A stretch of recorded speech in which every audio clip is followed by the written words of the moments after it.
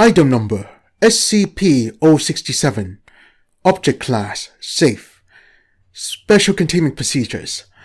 When not in use or the subject of study, SCP-067 is to be stored in its felt-lined wooden box.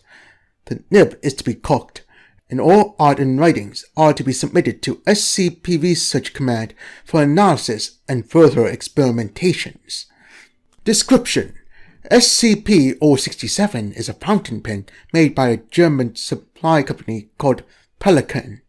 At some point between World War I and II, it is pale green in color, with a single red line going straight down along the side. The shell is oak, and the nib is extremely sharp, capable of piercing human skin if pressed even lightly. Though it apparently lacks a reservoir, the nib never appears to run out of fresh ink. In addition, the pen writes in iron gel ink, which is suitable for artists, but would normally corrode typical fountain pens quickly. Research has surmised that any subject holding SCP-067 loses all autonomy of the hand and arm that grasps it.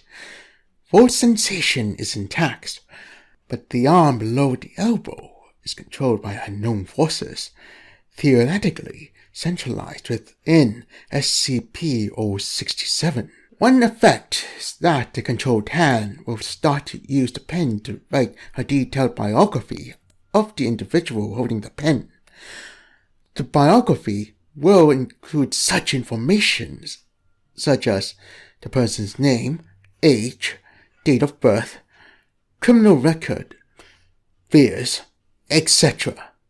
Other times, the pen has been known to write such things as an occurrence that happened in a person's lifetime. For example, when test subject 1204M held SCP-067, he began to write a detailed record of a motor vehicle accident he had been in the year before. Later, the subject admitted that many details penned in the account were not readily available to him at present time.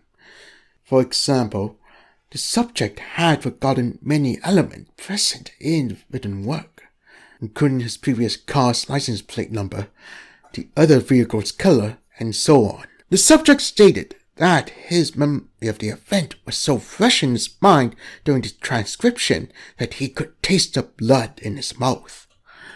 Subjects holding SCP-067 have also been known to create intricate works of art, despite the subject lacking any formal art training or previous tendencies toward drawing. For example, test subject 1102F, a young woman with no previous artistic experience, was able to draw a winged creature resembling SCP Beep, described by researchers present as later expunged.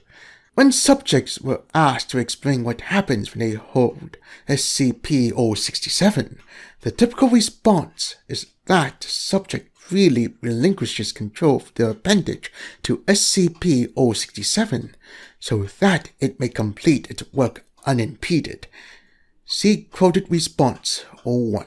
Despite being instructed to not draw or write, subjects describe feelings of empathy, admiration, and cooperation with SCP-067 that coerces them toward a will not their own. Quoted response 01. I don't really know how to explain it. It just kind of happened.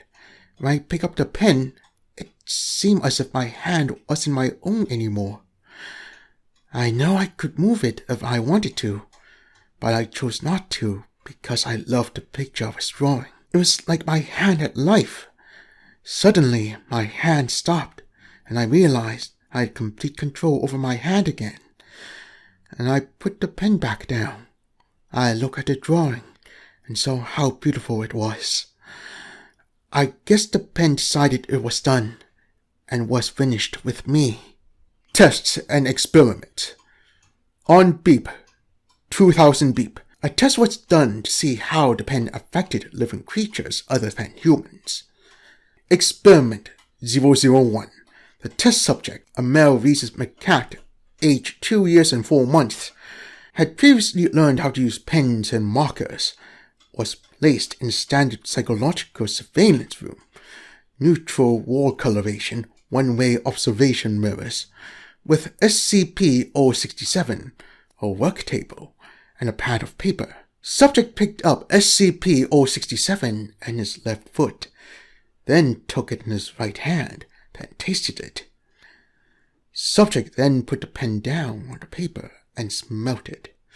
After 30 seconds, subject picked up SCP-067 again, began tapping it repeatedly on the table. Subject also began tapping SCP-067 on his own body. Subject tapped SCP-067 with increasing force until ink was being splattered on his fur. Subject then threw SCP-067 onto the floor. Subsequent mechanical analysis revealed no damage. At this point, subject tore a page from the pad of paper and began rubbing it on the ink in his fur. This continued for 3 minutes, after which subject clutched the paper in its teeth and leaped from the work table onto the edge of the observation mirrors with such force that the table was knocked over. Subject began smearing the ink from the paper onto the observation mirror. While making repeated vocalizations, subsequent analysis revealed that 50% of the vocalizations were consistent with the typical distress vocalizations of the rhesus macaque, and 50% were unfamiliar. After 6 minutes of smearing ink on the observation mirror, subject began tearing at the page with his teeth and claws, but dropped it before destroying more than 20% of the paper.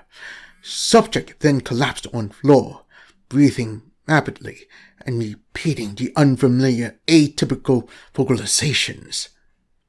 Subject's handler reports that once removed from psychological surveillance room, subject's mood improved rapidly. Subject was closely observed for 2 months following the experiment, but did not repeat the atypical vocalizations. The sheet of paper was filed away in data expunge.